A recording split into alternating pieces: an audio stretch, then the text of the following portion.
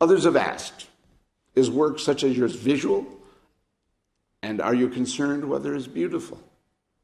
And I confess, I cannot distinguish between visual and conceptual when the knowledge of a work's elements and its internal play is acquired visually. A concept must be communicated to be known. In fact, eliminate the legacy of formalism and the question becomes nonsense. The reading of the text along with the understanding of the play between them and between them and the architecture is all visual. In any case, I certainly accept as a potential given all of the meanings and experiences which the work generates, including both beautiful or ugly. However, I think to understand the work in terms of its having a history and a context is to comprehend the very limited role traditional aesthetic reception has to this work's deeper meanings. In other words, the extent of the role of traditional aesthetics in the play of the work is provided by the viewer, reader, and providing that by them, probably in varying degree, risks blocking their appreciation of the work. Still, aesthetic responses to one's experiences, whatever they are hard to control or deny. One can, however, more easily control the desire to theorize about those experiences. I think of the comment of Roland Barthes. A text is not a line of words releasing a single theological meaning, but a multidimensional space in which a variety of writing, none of them original, blend and clash. The text is a tissue of quotations drawn from the innumerable centers of culture. End of quote. To make a work which plays with history is, of course, to acknowledge that such a work is a play on the postponement of meaning. It is a play of delay. All you can see of my contribution is a view of the artistic process itself. For when meaning is the material of one's work, it remains a gap, something between the lines. It is, however, through that gap that art sees the world and then begins to change it. Slide part now.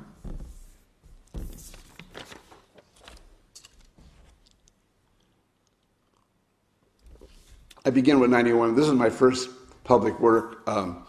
That wasn't temporary, which I was invited by Jacques Lang in France and Dominique Bozeau, who I worked with, to do this work in honor of the Champollion who decoded the hieroglyphics. And this was his town in France. And I did this square and built a staircase based on the Rosetta Stone, which was, of course, his tool to decode the hieroglyphics.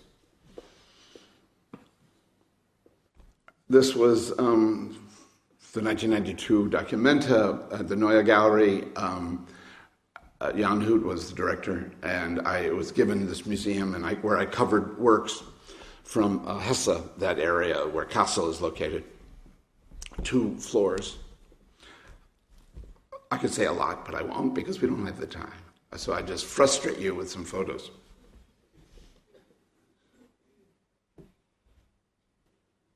I've done a series now all over the world for quite a while, over 15 years, and it's called Guests and Foreigners. This was the first one, which was in Norway. I had a retrospective in the other half of the museum, and this was the new work, which was this work, and it had to do with Wittgenstein's period in which he lived in Norway as being both a guest and a foreigner.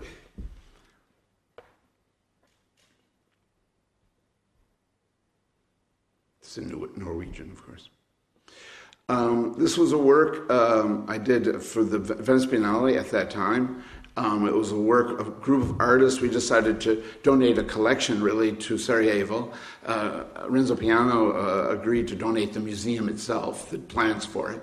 And I will do this work on the facade. I said I can't do a work in Venice about Sarajevo. I have to do a work in Venice about Venice.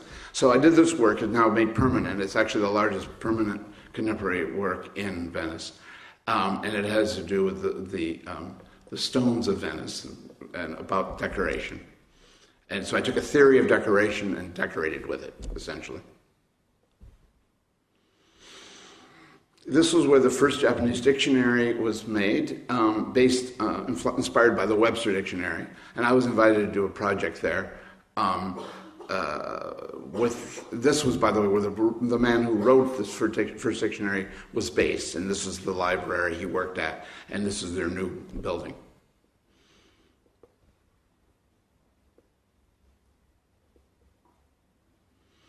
It's another big project I did. This is in Yokohama. It's quite an amazing space.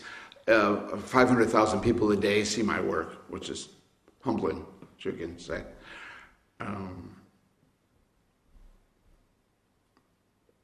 It's a text of Schiller. I can tell you that much.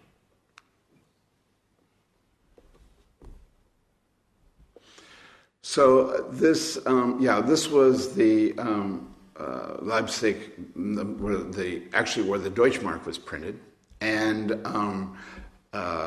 it's the lobby of the building, and it's you can approach the work from two different directions.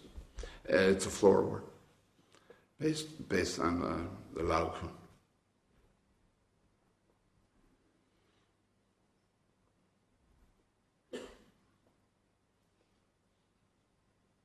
This is mostly a selection of big permanent works that I was talking about in the paper toward the end. Here's another guest in Foreigners.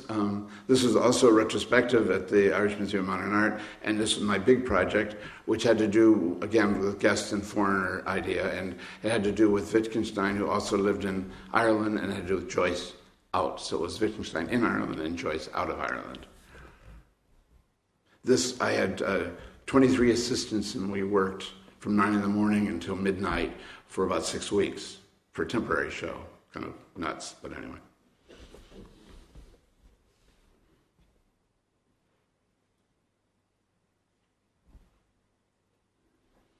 This I did for the University of Amsterdam in the city of Amsterdam, and it was in honor of the birthday of the very interesting university where heretics from other countries would go and we could have intellectual refuge. And I went into each college and I found a scandal and made a very sober-looking text pulled from it and put on the different colleges. This is essentially how the work functioned. This was the cultural capital in Europe. Stockholm was, and we did. I had this invitation to do a work, and it was done in front of the Parliament, and you could see into the old town, into the new town. And then later, this work last year was purchased and put on the facade of the Moderna Museet in Stockholm, and with one line inside and one outside, one in the main hall and one on the facade. And for Goethe's birthday, there was a lot of these things of, what they do to the city fathers do to the celebrated culture maker, like what Spain has done to Miro and, the Mozart Kugel and all the rest. So they wanted something serious, and so I did this installation about the Italian journey of Goethe. And again, another Guests and Foreigners installation. This was original. Began as a show in this monastery, which is the art museum for this province in Switzerland, not far from Zurich. And the work has to do with the library that burnt down, and it's about the trace of the history of the books. And this work now is been installed in the local library as an outside work, but it has the pattern of the monastery. This was a new building at the university, and my show was the second show, but the first really big installation they did there. And I worked with it had to do with the relationship of the Maori and to the Europeans' arrival, and it was in English and in Maori. It was incredibly well received, and gave me a particular pleasure to do this work there. For the big World Cup, they built a new, in Sapporo, a new Astrodome. And I was invited to do this work, which is about a half a kilometer around, 14-meter ceiling, plate glass, curtain wall of glass. And this located this spot in Sapporo in relation to the rest of the world.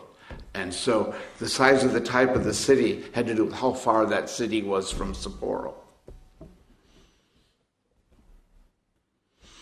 once a year, in Naples, the city invites an artist to do a big project in the main square. And I was given this job, and I took a text, a kind of obscure text by Benedetto Croce, which had to do with the relativity of truth. And it was a very difficult task because this famously crushes works because it's such an enormous square.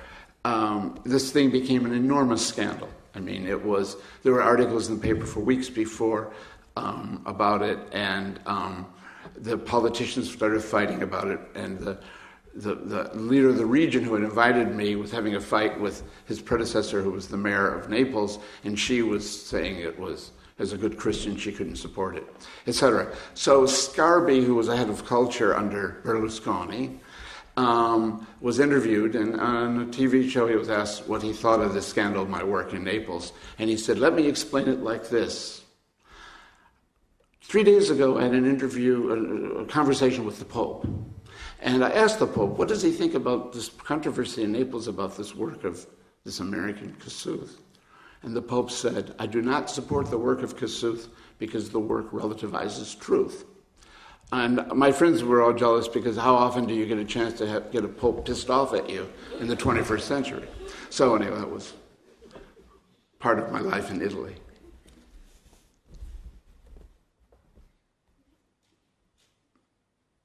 This was an interesting invitation. This is the new German parliament, and I worked on this 5 years. I had to defend it in front of the committee of the parliament in charge of works.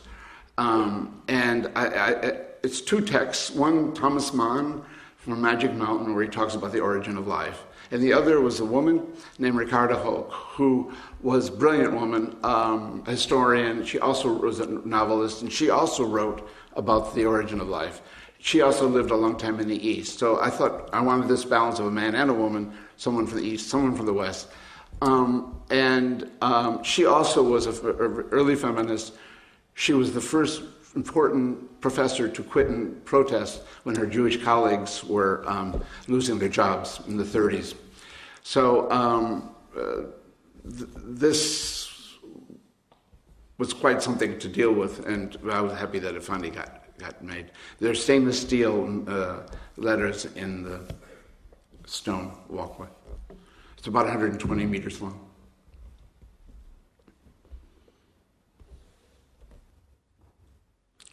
This is a former brewery they wanted to use as a museum, and hey, what could they do but do it light art? So there was perfect, and because there's no windows, of course. So this is a work of mine that you look down at from that bridge.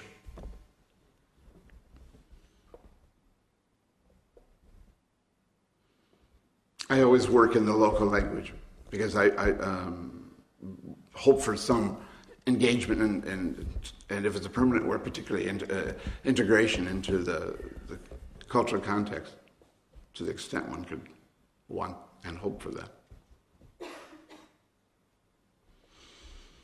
This was a great invitation. One of the nice things about living in Italy, or the Foro Romano, I was invited to do a work there with no budget, and I couldn't touch anything because it's so super protected.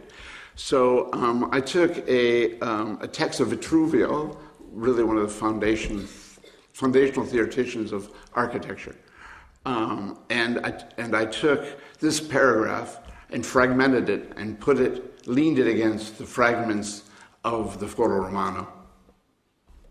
As every third person in Italy is an architect, it was very well received.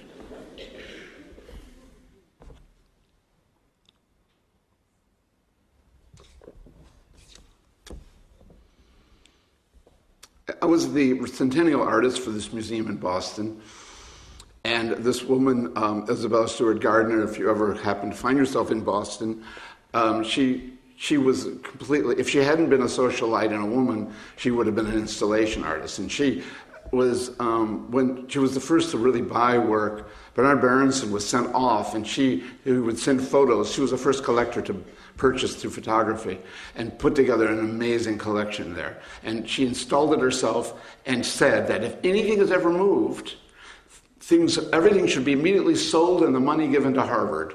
So I had to work with lawyers as well as curators to make sure what I was doing didn't disrupt things. I didn't want that legacy.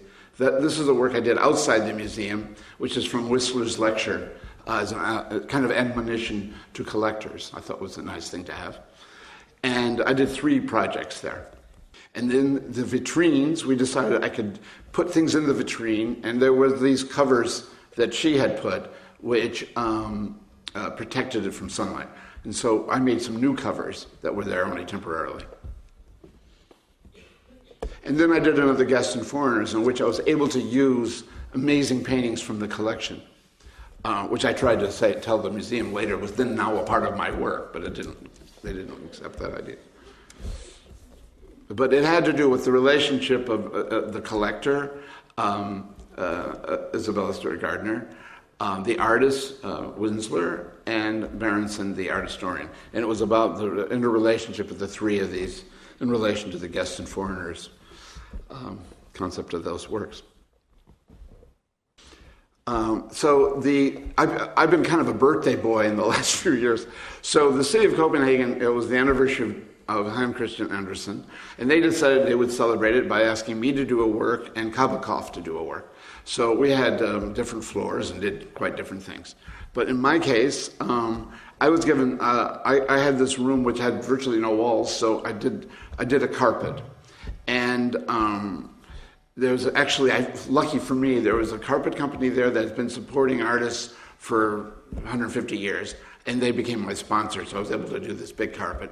And essentially what it is was Hans Christian Andersen's The Emperor's New Clothes, as that was used against me at the beginning of conceptual art. I can't imagine why. And of course, the great tragedy, and I can't go into this too much, but was his relation with Kierkegaard, because he wanted intellectual respectability. He heard Kierkegaard was writing about his writing, and he was very excited, and then when the book came out, it was a damning critique. And Andersen never quite got over it. So what I did was I went into Kierkegaard and I pulled out texts and wove together a support of Andersen using the words of Kierkegaard. So that's the small text is Kierkegaard, the large one is the.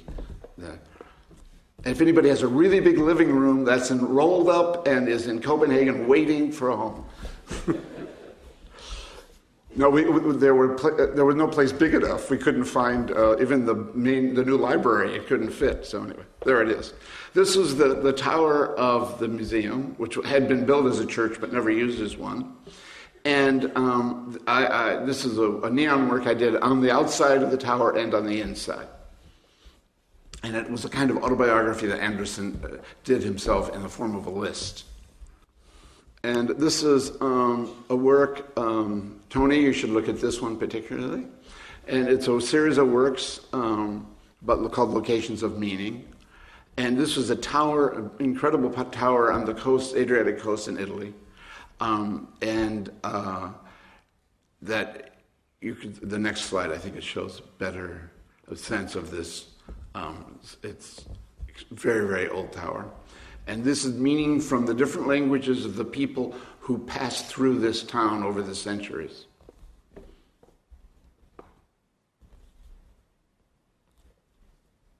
This is a permanent work that was a courtyard where it had been restored in the National Gallery in Rome. And they asked me to do a work, again, of the floor. Giordano Bruno is someone that I always had a tremendous amount of respect for and interest in. And so I did this work which was dedicated to him. It's a mosaic, actually.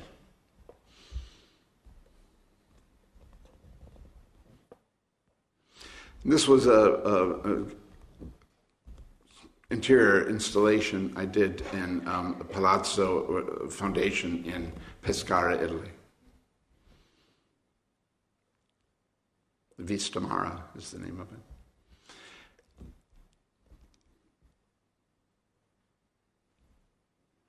This is a permanent project I did in Denver.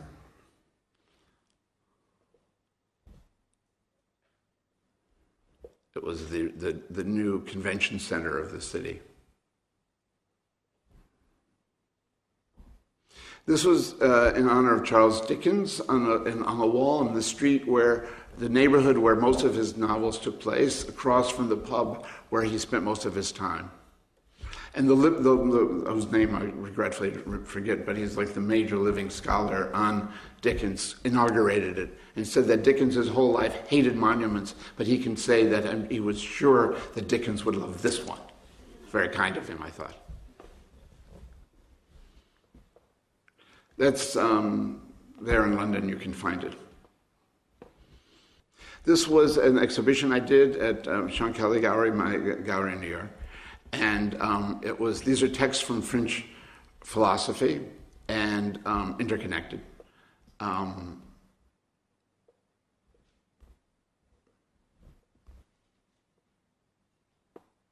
This was the next show there, which was, I did a labyrinth, which in which I then added works of mine over the years. But I used the entire space, quite transformed the place.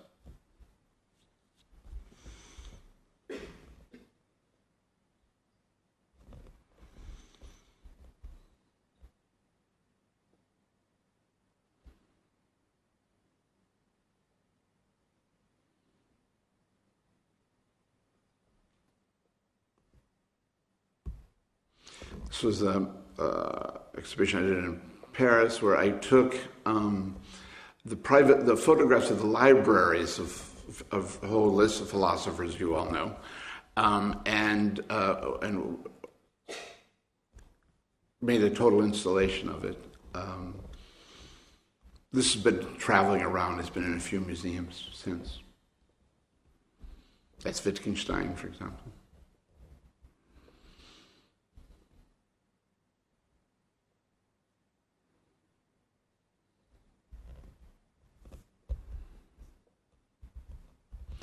So I was invited to the Canary Islands to do one show in the Contemporary Museum, and before it was over, I was doing 4 things in 4 museums. One, the Anthropology Museum, the Columbus Museum. I did this work, again, this is another work about meaning. Particularly Canary Islands has a lot of people who come there, some legally, some not. And so this has to do with all the languages and the flux coming in and out. That was one.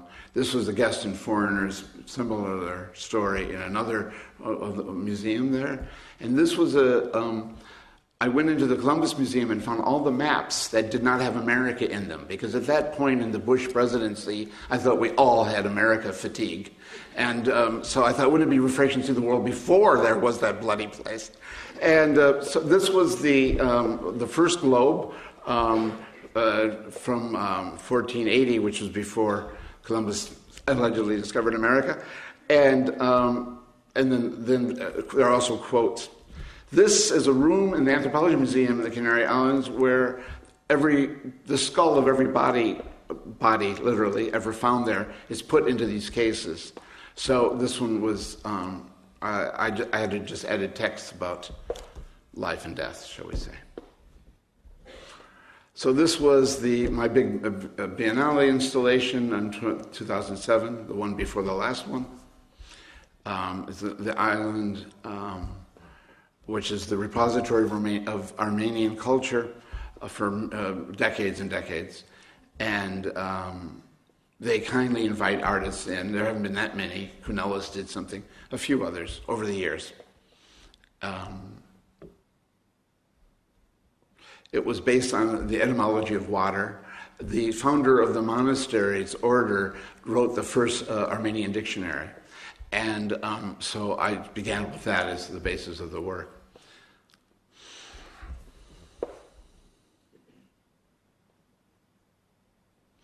This was it's an interesting cultural house. They do exhibitions. Patti Smith did a concert there. They cover a lot of things.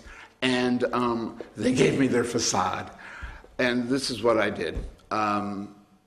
It dealt with it's a complicated story, but basically I dealt with 3 novels that by Spanish-speaking non-Spaniards.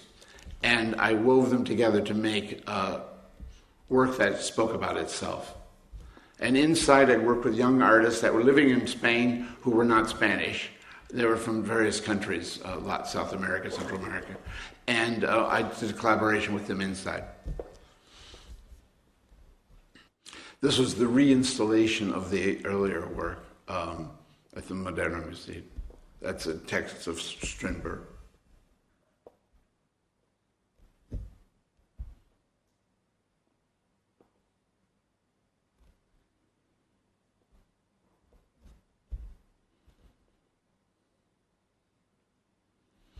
And this is the first venue, and it's totally different installation, but which was part of the Edinburgh Festival. And what's opening Anna Schwartz on Friday is the use of this, totally making a new installation that reflects the architecture of her gallery. And they're quite really two different works, but this was the first one. You have to come on Friday to see the second one. This was where Darwin, when he was a librarian, when he was a student, he began working on his evolutionary theory in this room. And there were a lot of stuffed birds and things in the vitrines in those years. You really understand the power of architecture when you see this, and then you see the installation here in Sydney. This is the last, and then you can go home or to dinner. This is my installation that's up now at the Louvre in Paris. It's very large. It goes throughout the sort of sub-level where the tourists are sent. It begins here, which is a model of the original Louvre Palace, and it begins with a text I wrote about the making of this work, really. And it's a 12th century wall, which is the original foundation of the Louvre Palace.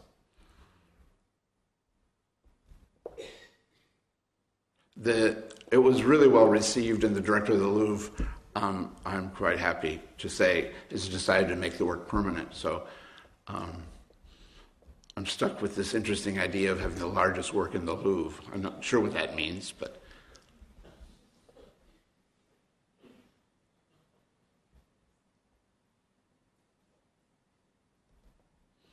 this is as it goes. This is the well, and there's this part in the well.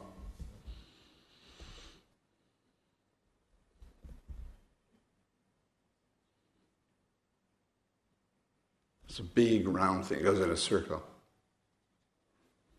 And then this is the vitrine room. These were all of the things found when they did the renovation to do the pyramid of the Louvre and also to excavate the area where my work is.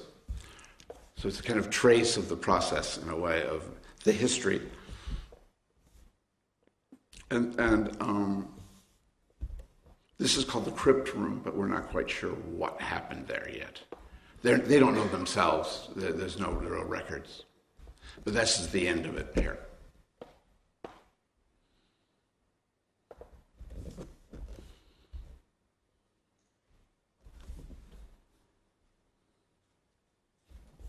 Not bad. I'm not even late, right? Do you want to hear the joke or not? Okay. Your patience has earned you the right to hear my silly joke. Okay, this happened many years ago. You may have heard it because I've given this often at lectures, this joke. I did a show in Hamburg, and at a party afterwards, this guy walked in with bushy hair, looking a little like Albert Einstein, and he came over to me and he introduced himself and he said, hello, my name is, I don't remember his name, so we say Freddie Einstein, and my uncle was Albert Einstein, and I heard that you collect jokes, and I thought it would be a pleasure for you to know what the favorite joke was of my Uncle Albert. I said, yeah, great. What was it? He said, well, it was a conversation between man and God. And man said to God, for you, God, what is 100 million years? And God said, well, for me, it's only a minute. And man said, wow. So, well, listen, God, for you, what's $100 billion? And God said, oh, for me, it's just a penny. So man said, well, listen, God, can I have that penny? And God said, sure, just a minute. Thank you very much.